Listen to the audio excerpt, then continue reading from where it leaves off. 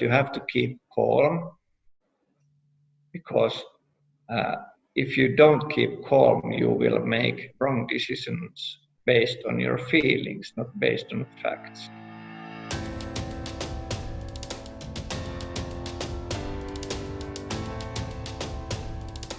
I'm working for the city of Helsinki. I'm the head of organization called NewCo Helsinki, and our aim here is to have as many new entrepreneurs to be founded in Helsinki as possible, and they being successful in being entrepreneurs. So it covers both sole entrepreneurs and sort of traditional entrepreneurs, but also startups and scale-ups. So it's a wide area, and there's a lot to do. And the recent years they have been very successful for Helsinki.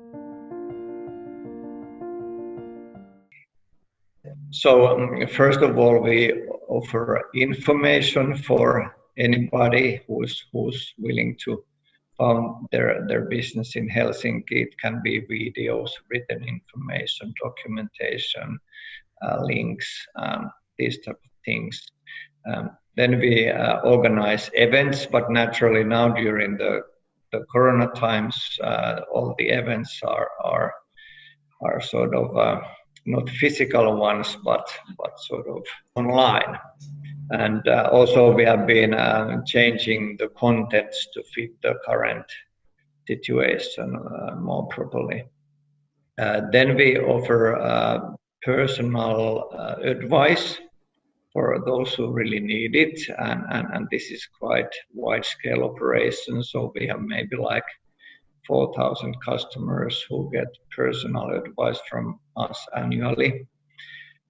Then when we talk about startups, we offer them basic information, also personal advice, but more and more networking, and sort of we lead them to right partners that we work here with. We basically know every partner organization in the Helsinki region, and when, for example, there is an health sector startup, we know where to guide that team. So it's a wide operation.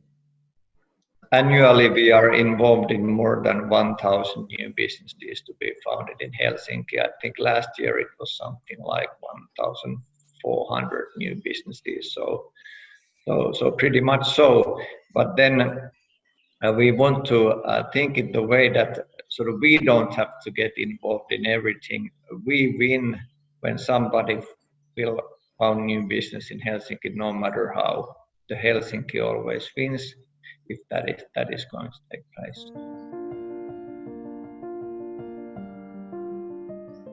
So we have two different approaches. One approach is that we are happy with any business idea as far as it's legal. And as far as we believe that it can be a successful business, because it's really an unhappy situation for all stakeholders when somebody is founding a business that will not continue. But then when we talk about the startups, we are focused in certain what we call verticals. So we are active in the health sector, in XR technologies, in gaming, in smart and clean, what we maybe in the future will call some other name. Then others that I want to name is education. Finnish education is very well known, and there's a lot of business that can be built on that reputation. Also blockchain, important to us, artificial intelligence, and some other verticals. So we are active in many fields, and I have dedicated business advisors to take care of those sectors.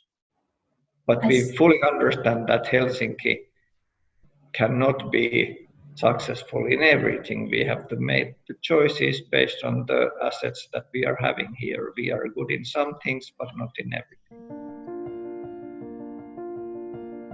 I'd say so that there are no sort of specific topics that the sole entrepreneurs concentrate. basically they found business in everything. Naturally, service sector is where the sole entrepreneurs concentrate on. Now, in the recent years, this what we call light entrepreneurship has been very popular, and at the moment there are more than 1,000 sort of light entrepreneurs in Finland as well, and quite a few of them operate in Helsinki. Now, when the times are more difficult, I don't know what will happen in a short time, but in the longer perspective, I feel that the way that people work will change drastically. So all these entrepreneurial ways of working will become more and more popular, and there will be less and less sort of stable, old-fashioned jobs available.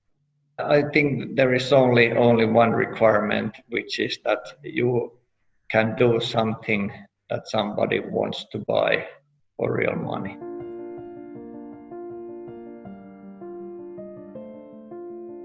I checked our statistics and numbers from this year, and what happened was that basically in April our numbers went down like 50% of what they used to be during the first quarter of the year. So the drop down has been a drastic one. But now we already see some recovering taking place. But really, the number of citizens in Helsinki or customers who wanted to found new business, they dropped 50%, and likewise the amount of new businesses found, it dropped like 50%. Then again, those who we have been helping earlier on, they have been contacting us quite heavily. They need help, how to tackle the situation and how to have enough cash flow, and they have all types of emotions as well, and it's quite important that we try to help everybody, because this crisis is sort of nobody's fault. It just took place and we have to adjust. But it's tough times, and I know it from my personal history, because I've also been entrepreneur a couple of times earlier in my life, and I for example, I still remember the financial crisis or the new media collapse at the beginning of the millennium, and they are very hard times for those who are running their own business when those things occur.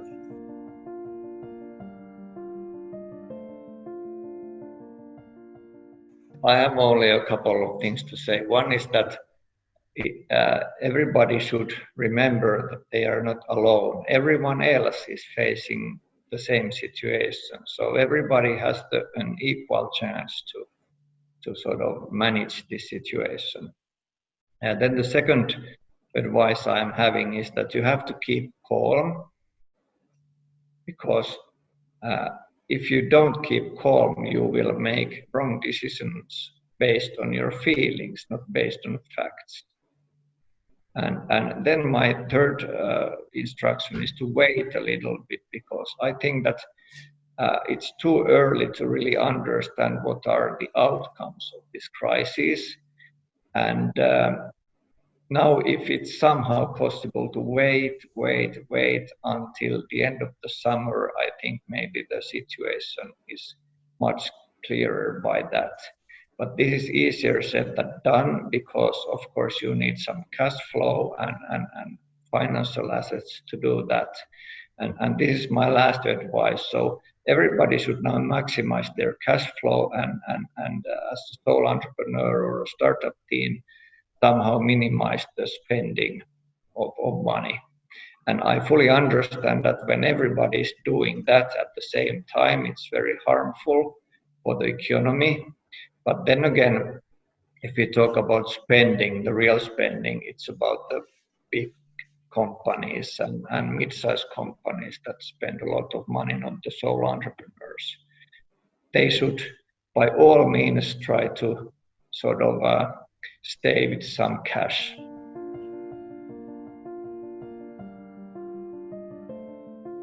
we do have. So we have an operating support for sole entrepreneurs. That's government money that we will share and distribute in Helsinki. And we opened that service a couple of weeks ago. And at the moment, we have had more than 5,000 applications, and we have quite a good capacity to check them. Basically, nowadays it goes so that within 1 week you can get the money into your bank account. That's a fee of 2,000 euros if you match the criteria that you can find on our website. But now then I have to say that not everybody can match the criteria, and there is nothing we can do about it. We just have to follow the law and the instructions given to us when we decide who we will grant the fee and who will not get it.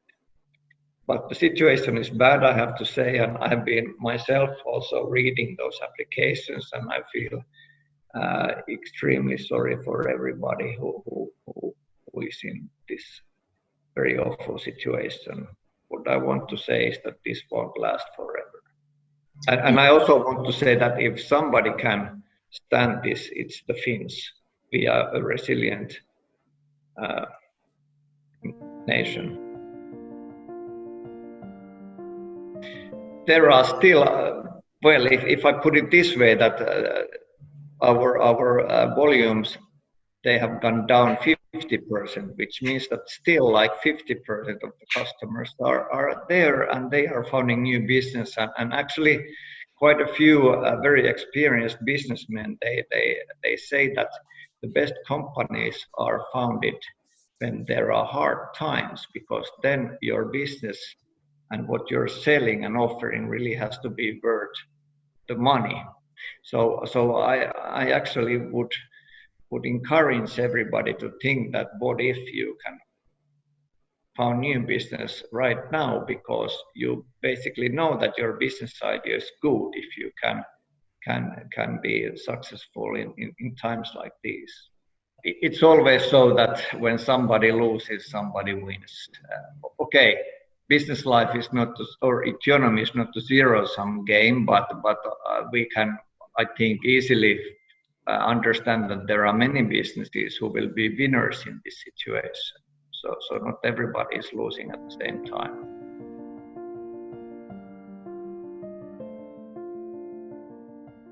This question is a hard one. Maybe now I can say that we all knew about this coronavirus like maybe January or even December last year, but we were too optimistic and didn't understand how big a threat that would become, and I think that it could have been possible to understand it like 2 months earlier, but well, we didn't do that in any country, I guess. That in the near-term future, and now you have to understand the Finnish mentality, the summer is finally coming, and I see that even if situation is this bad, the summer will somehow help us to be more positive.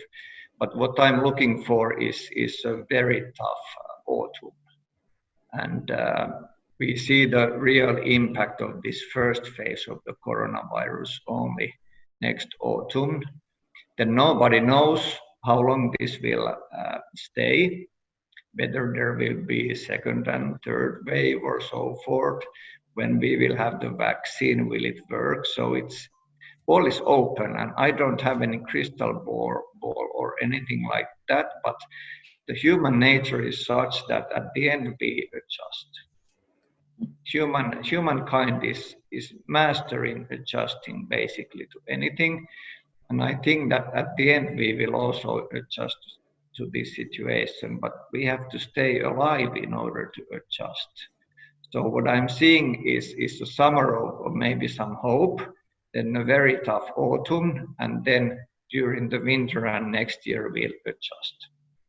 Everybody has to work pretty hard and understand that we have to help when we can.